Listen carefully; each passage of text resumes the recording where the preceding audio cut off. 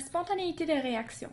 Un processus spontané est un processus qui se produit naturellement sans nécessité d'intervention externe quelconque et qui est favorable à l'équilibre d'un système. Par exemple, une balle descend une pente facilement et sans effort, mais ne remontera jamais la pente. Il est très important de saisir le concept que la notion de spontanéité n'est pas nécessairement toujours équivalente à la notion de rapidité. Un processus spontané peut être très lent. La bonne réponse est la formation de rouille sur l'acier. Afin de cuire un gâteau, nous devons fournir de la chaleur à notre mélange, donc ça ne se produit pas spontanément. Pour courir un marathon, de très grandes réserves d'énergie sous forme d'ATP sont nécessaires, et pour faire fondre de la glace à moins 5 degrés Celsius, il faut ajouter soit de la chaleur, soit une autre substance chimique. La formation de rouille est une réaction d'oxydation qui se produit spontanément, même si c'est une réaction très lente à observer.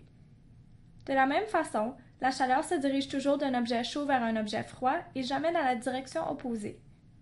D'un côté plus biochimique, le transport de certaines molécules au travers des membranes biologiques se fait par diffusion simple, donc spontanément, tandis que dans d'autres cas, des protéines de transport sont nécessaires pour effectuer ce travail. Voici la formule qui représente la variation de l'enthalpie libre. Delta G est égal à delta H moins T delta S. On peut dire si une réaction est spontanée ou non selon sa valeur de delta G, la fonction de Gibbs. Les réactions spontanées ont un delta G négatif. Les réactions non spontanées ont un delta G positif. L'inverse de ces réactions est un processus spontané.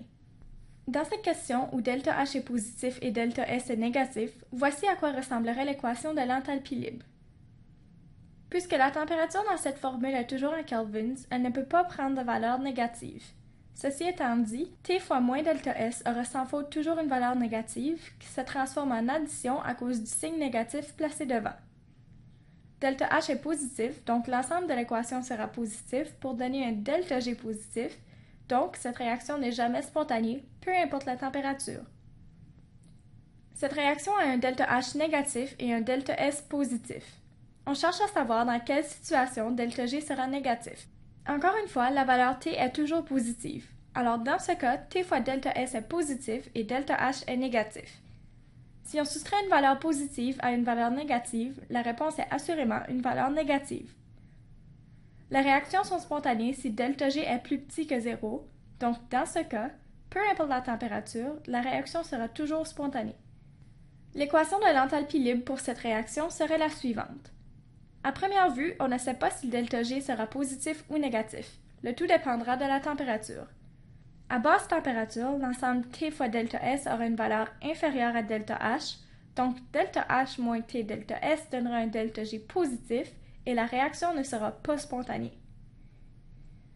À haute température, l'ensemble T delta S aura une valeur supérieure à delta H, donc delta H moins T delta S donnera un delta G négatif, ce qui indique une réaction spontanée.